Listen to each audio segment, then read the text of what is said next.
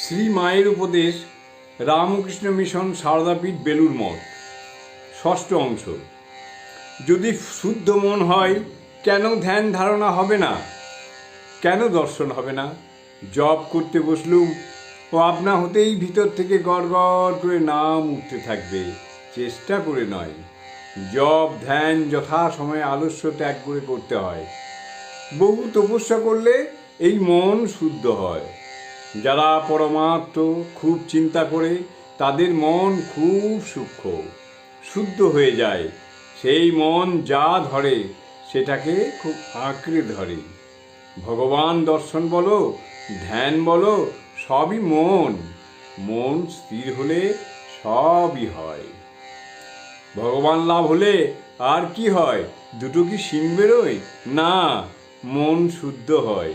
নিত্য ধ্যান করবে, কাঁচা মন কিনা? ধ্যান করতে করতে মন স্থির হয়ে যাবে। সর্বদা বিচার করবে যে বস্তুতে মন যাচ্ছে তা অনিত্য। কি বিচার করতে হবে? যে বস্তুতে মন যাচ্ছে তা অনিত্য চিন্তা করে ভগবানে মন সমর্পণ করবে। জয় মা, জয় মা।